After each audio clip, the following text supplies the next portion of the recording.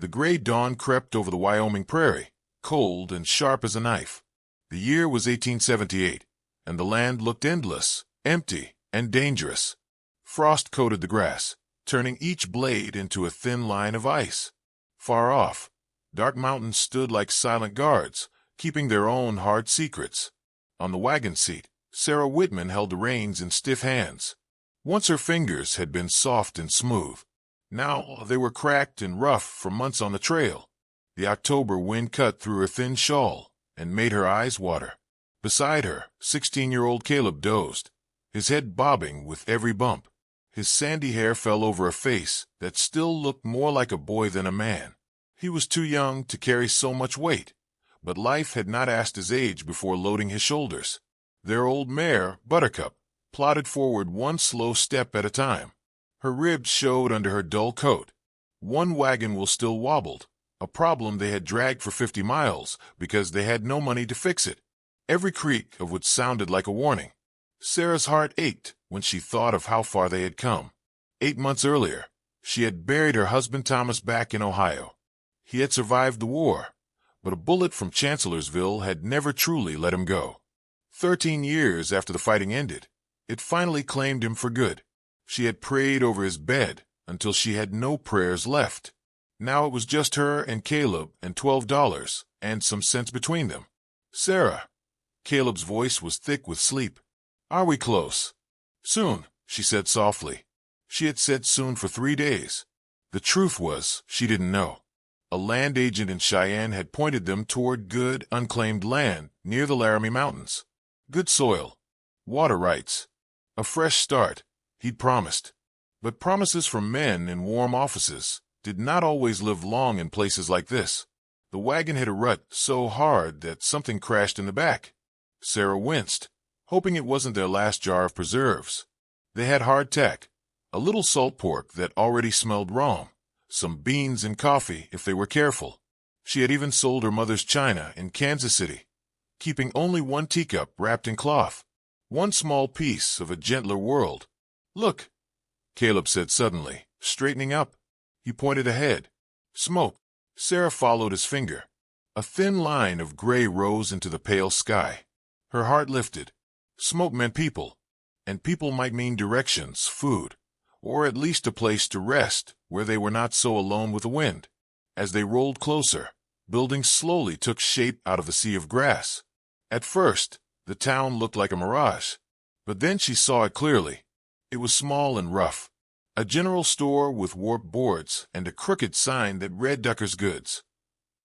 A saloon, already busy, though it was early. A blacksmith's place. A few other buildings leaned into the cold wind like tired men. People stopped what they were doing to stare. New faces always drew eyes in a place this small. Sarah guided Buttercup to a hitching post near the store. Her legs trembled when she climbed down from the wagon. Every bone in her body felt older than her 25 years. She helped Caleb down and watched him straighten his shoulders, trying to look taller, trying to look like he could protect them. You folks look like you've come a fair piece, a woman called. Sarah turned. A sturdy woman in a patched calico dress stood in the doorway of the store. Her face was lined, but her eyes were kind. She looked like someone who had learned to smile even when life did not give her much reason. Yes, ma'am, Sarah answered, brushing at the dust on her dress. We're from Ohio. We were told there was unclaimed land near the mountains. Mr. Josiah Hendricks in Cheyenne sent us. The woman's face changed. A flash of pity, then worry. That land agent, she muttered. Oh dear, you ain't the first he sent out with big promises. I'm Martha Ducker. My husband owns the store. Sarah's stomach tightened. Are you saying there is no land? Oh, there's land, Martha said. Plenty of it. But claiming it and keeping it are two different things. Especially with...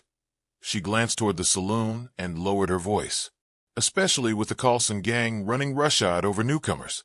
They drove off 3 families in the last 2 months. The doors of the saloon banged open before Sarah could answer. 3 men stepped out, spurs jangling on the wooden walkway. Even from where she stood, Sarah could smell whiskey and old sweat floating around them. The man in front was lean, with a scraggly beard and cold gray eyes. His gaze fell on the wagon at once. "Well, well," he drawled. "Fresh meat." His men laughed, a hard sound that made Sarah move closer to Caleb without thinking. She had seen this kind of man before. Men who loved having power over those who had none. They walked toward her slowly, like they had all the time in the world. "Name's Jake Coulson," the leader said, stopping just close enough to crowd her space. His eyes crawled over her in a way that made her skin crawl. "This here's my town. Anyone comes through pays a welcome tax." "We don't have money for taxes," Sarah said, trying to keep her voice calm. "We're just passing through, looking for land to settle." "Ain't that sweet?" A heavy man with a scar on his cheek sneered. "Another sodbuster with big dreams. What's a pretty little thing like you doing without a man anyway?" "That's none of your concern," Sarah snapped, lifting her chin, though her heart raced. Coulson stepped closer until she could see the red veins in his eyes and smell the rot on his breath. "Everything in this territory is my concern, missus," he said softly. "Every single thing." Caleb stepped forward before she could stop him. "Leave her alone," he shouted. The scarred man backhanded him, so fast Sarah barely saw his arm move. Caleb hit the dirt hard, dust flying around him. Sarah cried out and started toward him, but Coulson's hand shot out, gripping her arm. His fingers dug in deep enough to bruise. "Spirited," he said with a crooked smile. "I like that. You can pay in cash, or—" His smile turned ugly. "We can work something else out." The sound of a rifle cocking cracked the air. "Let her go." The voice was deep and rough. It came from behind them. Everyone turned. A man stood in the middle of the street with a Winchester rifle held easy in his big hands. He was the largest man Sarah had ever seen, close to 6.5 feet tall, with shoulders like a barn door. His worn leather coat strained across his broad frame. A thick black beard covered his jaw, and scars cut pale lines through tanned skin. "This ain't your business, Elias," Coulson said, but his grip on Sarah loosened. "I'm making it my business," the giant answered. "You know the rules. You want to play games. You do it with men who can fight back, not with women and boys. Since when do you care about anyone but yourself and that ranch of yours?" Coulson snapped. "Since now." Elias took another slow step forward. The rifle never wavered. "Let her go." For a long, tight moment, no one moved. The wind whistled between the buildings, carrying the smell of dust and smoke. Sarah could feel her heart pounding in her throat. With a curse, Coulson shoved her arm away and backed off. "This ain't over," he snarled. "You can't watch them forever, Elias. When you ain't around." He left the thread hanging and turned away. The gang stalked back to the saloon, throwing dark looks over their shoulders. Only when the doors swung shut did Sarah realize she had been holding her breath. She rushed to help Caleb stand, touching the side of his face where a bruise was already starting. "Thank you," she said, looking up at their rescuer. But the big man was already turning away. "This territory isn't kind to the weak," he said without looking back. "If you're smart, you'll turn that wagon around and go east. If you're not—" He paused, then glanced over his shoulder. His eyes were the color of winter sky. Cold, yes, but something softer flickered there when he met her gaze. "Keep a gun close and trust no one." He walked away, long strides eating up the street, and in a few seconds he was gone. Martha came up beside Sarah, watching the big man's back. "That's Elias Thornton," she said quietly. "Owns the biggest ranch in the territory. They say he killed 20 men in the war, maybe more after. Most folks stay clear of him." "But he helped us," Sarah said, rubbing her sore arm. Martha's mouth pressed into a thin line. "Maybe. Or maybe he just hates Coulson more than he cares about you. Either way, he's right about one thing. This place chews up the weak and spits out their bones. You sure you want to stay?" Sarah looked at Caleb. His face was pale, but his jaw was set. They had nowhere else to go. No money to go back. No one waiting for them in Ohio. "We're staying," she said quietly but firmly. "Where can we camp for the night?" Martha sighed and pointed toward the edge of town. "There's an empty patch by the creek. But lock your wagon tight and keep that boy close. Coulson doesn't make idle threats. As Sarah led Buttercup toward the little camp spot, she glanced once more at the road Elias Thornton had taken. He had vanished into the wide land as if the earth had swallowed him. But the feel of his eyes and the echo of his warning stayed with her. The wind picked up again, sharper now, smelling of coming snow. They had a wagon to fix, supplies to buy with almost no money, land to find, and now enemies with guns and no mercy. But one thing had changed. For the first time since she left Ohio, Sarah had seen proof that not every man in this harsh place was cruel. One man, at least, had stood between her and the wolves. The first night on the edge of town felt longer than any Sarah had ever lived through. The sky was clear, but the cold pressed in hard, creeping under blankets and through wagon boards. The little fire they kept burning did almost nothing to warm them. Buttercup stamped her hooves in the dark, uneasy, as if she sensed danger lurking beyond the thin circle of firelight. Sarah barely slept. Every whisper of wind made her reach for Thomas's old Colt. Every snapping twig made her heart jump. Caleb dozed on and off, but she saw him waking often, his hand drifting to the knife at his belt. Just before dawn, the first rays of pink light touched the prairie grass. Frost coated everything. Their thin blankets crackled with ice when they moved. Sarah's bones ached from cold and fear. "We'll go into town," she said softly. "Buy what we can. Ask about land." "With what money?" Caleb asked, rubbing his bruised cheek. The mark from Coulson's backhand stood out dark against his skin. Sarah swallowed hard. "What we have will have to stretch. We don't have another choice." They walked back into town as the morning stirred to life. Smoke curled from chimneys. A dog barked somewhere behind the smithy. The smell of coffee drifted from the saloon, mixed with the stench of whiskey and old beer. They stepped into Ducker's goods. The warmth inside felt heavenly. Shelves held flour, beans, rope, coffee, tools, and 100 things they needed but couldn't afford. "Morning," Mr. Ducker said gently. His thin face showed concern. "Heard there was trouble yesterday."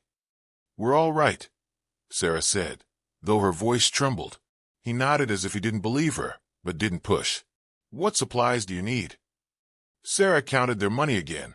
$12.37. It looked so small in her palm. "Flour, salt, pork, beans, ammunition," she said. Ducker's eyebrows lifted. "Trouble coming?" "We're looking for land," she answered instead. He sighed, weighing out flour. "The land office is 2 days north, but I'll tell you straight, ma'am. Most good land is taken. What's left is rough country. Hard to farm, harder to defend. We'll take whatever we can." As he wrote the prices down, the bell above the door rang. Sarah's stomach dropped. Jake Coulson stepped inside, flanked by the same 2 men, Bull, with the scar, and the silent one they called Wick. All 3 grinned like wolves spotting a wounded deer. "Well, if it ain't the new settlers," Coulson drawled. "Sleep well. Heard coyotes were thick near the creek." Sarah forced herself to stand tall. "We managed fine." "Of course you did." Coulson picked up a tin of peaches, tossing it in the air. "Say, Ducker, these folks settling the old Morrison place?" Ducker froze. "Now, Jake, that land's been open since Morrison had that accident," Coulson finished. "Fell from his horse. Broke his neck." He smiled, slow and cold. "Strangest thing. His widow cleared out fast, didn't she?" Sarah knew a threat when she heard one. "We appreciate the warning about coyotes," she said evenly. "We'll watch for them." Bull set the peaches down with a loud thud. "Coyotes ain't your biggest worry." Caleb stiffened. Sarah put a calming hand on his arm. The door opened again, letting in a gust of cold air. And Elias Thornton. He had to duck to enter. He moved like a man who owned every inch of the ground he stepped on. The badge he wore on his coat was old, not official, but Sarah could tell he didn't need one. Violence clung to him like a shadow. His eyes swept the room, taking in everything. Coulson's smirk faltered. "Thornton," he said, "twice in 2 days. People might think you're getting friendly." Elias didn't answer. He reached for ammunition on the shelf, calm and steady. Coulson leaned close to Sarah again. Long way from Ohio, sweetheart. Be a shame if you froze out here. Or burned. Before he could finish the threat, Elias spoke. Coulson. The room went still. You want to fight? Take it to men who will shoot back. Coulson's hand drifted near his revolver. You interfering again? I interfere when cowards start circling women and boys. The scarred man, Bull, shifted nervously. Wick took a step back. Coulson's smile tightened. Come on, boys. We'll let the lady shop.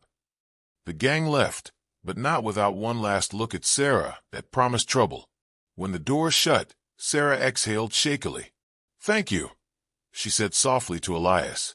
You're determined to stay, he said, studying her. It wasn't a question. We have nowhere else, she answered. That land. Morrison's land. Is it really open? Elias hesitated. Yes, but it won't be easy. Nothing has been easy, she said quietly. He looked at her then, really looked, as if seeing her strength for the first time, not just her fear. My ranch borders that place, he said. I ride near it tomorrow at dawn. If you want it, I'll take you there. Why help us? She asked. You owe us nothing. For a moment, something flickered in his winter-gray eyes. Something private. Maybe I don't like seeing Coulson chase off every soul who comes here, he said. Maybe I figure folks deserve a chance to make their own way. Maybe I just think you're stronger than you look. Sarah didn't know what to say to that. Elias paid for his goods and headed toward the door. Before stepping out, he paused. Be ready at dawn. Bring everything. Once we ride out, you won't want to come back here. After he left, Ducker leaned across the counter. You might have just found yourself a powerful ally, Mrs. Wittmann. Elias Thornton doesn't stand up for folks often. Sarah swallowed hard. She wasn't sure she wanted to rely on a man like Elias, but she also wasn't sure she had any other choice. That afternoon, she and Caleb repaired their wagon wheel as best they could and packed everything they owned. The temperature dropped as the sun slid behind the mountains. By dark, frost crept across the ground again. Caleb sat near their fire. Sarah, you trust him? Sarah looked toward the town's edge, where Elias had disappeared hours earlier. She thought of his voice in the street, his rifle steady, his warning, this territory isn't kind to the weak. She thought of Coulson's hand on her arm and how quickly Elias had broken that moment with nothing but a command. Her heart beat faster, not with fear, but something she didn't dare name. Finally, she answered. I don't know if I trust him, she said honestly, but I believe he'll keep his word. Is that enough? Sarah looked at the stars coming out over the cold prairie. For now, she whispered, it has to be. Dawn would come soon, along with whatever waited for them in the mountains, and the giant rancher with winter-gray eyes would be riding toward them, their fates already pulling together in ways she didn't yet understand. But she would very soon. Dawn came cold and sharp, turning the prairie silver. Sarah barely slept, but when she heard hoofbeats approaching through the frost-covered grass, she stood ready. Caleb held the reins, and the wagon was packed tight. Everything they owned stacked neatly under blankets. Elias Thornton rode out of the pale morning light, like a figure pulled from a story. His black horse snorted steam into the air. A pack mule followed behind, loaded with supplies. Elias surveyed their camp with a soldier's eye. That we're going to hold? He asked Caleb. It'll have to, Caleb answered. Elias nodded once. Then let's move. Bad country ahead. We reach the cabin by sundown or not at all. They set out westward. The trail bent through hills that grew rockier with each mile. The air grew colder, too, warning of early winter. Buttercup struggled on the climbs, but Elias stopped often to check on her, adjusting straps, showing Caleb how to lighten the load without losing essentials. They rested in a small meadow by noon. Yellow aspen leaves covered the ground like gold coins. Sarah watched Elias drinking from the creek, and for the first time, she noticed something different in him. Not just strength, but loneliness. Worn like another scar. A man used to silence. A man who didn't expect kindness. You sure we're not troubling you? Sarah asked. Elias glanced up. If you were trouble, I'd have said so. Not warm words, but honest ones. The mountains rose higher as the day wore on. Twice they had to unload the wagon to cross narrow ruts. Elias worked easily beside them, his hand steady, his movement sure. Sarah noticed Caleb watching him with a mixture of respect and relief, as if for once he didn't have to pretend to be a grown man. Late afternoon, Elias stopped on a ridge and pointed into a valley. There, Morrison Place. Sarah's heart lifted and fell. The cabin sat in a sheltered clearing near a line of cottonwoods, but it was smaller than she expected. The roof sagged in places. Inside, the few pieces of furniture had been overturned, as if someone wanted newcomers to know they weren't welcome. A warning. Letting out a slow breath, Sarah climbed from the wagon. Caleb stood beside her, jaw tight. "It's not much," Caleb said quietly. "It's home," Sarah said. "If we make it so." Elias studied her for a long moment. "Didn't think you'd take to it this quick." "What did you expect?" "Someone who'd turn back," he said simply. "Then you don't know much about Ohio women." That almost smile flickered across his face again. They spent the last light cleaning the cabin. Elias fixed the window boards and checked the chimney. Sarah swept. Caleb arranged supplies. They worked without speaking much, but the silence felt natural, like all three knew this place would test them in ways they weren't ready to say out loud. As night settled over the valley, Elias saddled his horse. "I'll head back," he said. "My ranch is 5 miles west. If there's real trouble, fire 3 shots in the air. I'll hear." "You've already done more than enough," Sarah said. "You're my neighbors now," he answered, almost gruff. "Neighbors look out for each other." He pulled something from his saddlebag and tossed it to Caleb. "Ammunition and jerky. Welcome to the territory." Then he rode into the dark. Sarah stood in the doorway and watched him disappear. Something about that moment settled deep inside her. Not safety. Nothing in this land was safe, but a promise of help when danger came. And she knew it would come. The wolves howled that night, and Sarah shivered under the thin blankets. She hardly slept. Caleb took first watch, then she took the second, staring out the small window toward the cottonwoods. She kept Thomas's Colt in her lap, her fingers tight around the grip. Morning came gray and cold. They spent the day gathering deadfall for firewood and fixing what they could of the fence. Sarah shot the Colt for the first time since Thomas died. Her hand shook at first, but she steadied them. She had to. There was no one else to protect Caleb. That night, the temperature dropped fast. Snow clouds gathered low. The wind grew sharp. Sarah's chest tightened with worry. "We need more wood," she said. "Storm's coming." But before they could start, the wind hit. A hard, violent blast that shook the cabin walls. Snow fell in sheets, turning the world white. The storm screamed down from the mountains, with a force that stole the breath from Sarah's lungs. They barely made it inside before the full blizzard hit. The door banged from the wind, and snow piled against it. The cabin grew frigid, even with the fire roaring. Hours later, Caleb climbed a small stool to reach a shelf, and the stool snapped. He fell with a cry that made Sarah's heart stop. His ankle twisted at a terrible angle. Sarah dropped to her knees beside him. "Don't move." Tears filled Caleb's eyes, but he tried to be brave. She wrapped the injury as best she could, her hand shaking. His ankle swelled quickly, turning dark beneath the skin. "We need help," Caleb whispered. Sarah knew it, but no one could ride through this storm. Her heart pounded. She reached for the Colt with freezing fingers, stepped into the roaring white wind, and fired 3 shots. Waited. Fired 3 more. The storm swallowed the sound. Back inside, she held Caleb close by the fire. She prayed without words, her fear too big for speech. Hours passed. The fire burned low. The wind screamed. Snow found every gap in the walls. Then a pounding at the door. "Open up." A deep voice called. "Sarah, it's me." Relief shook her so hard she nearly dropped a bar. Elias stumbled inside with a blast of snow.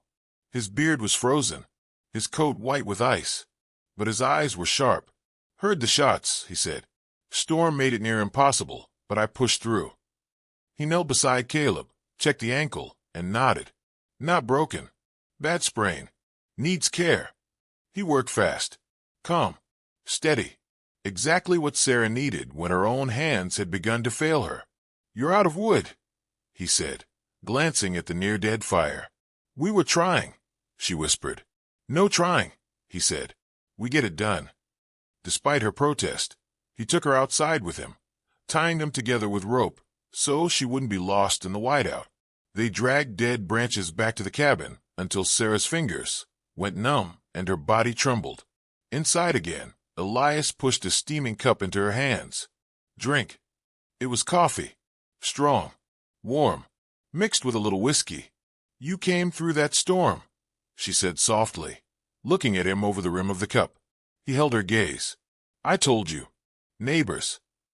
But something deeper moved under those words.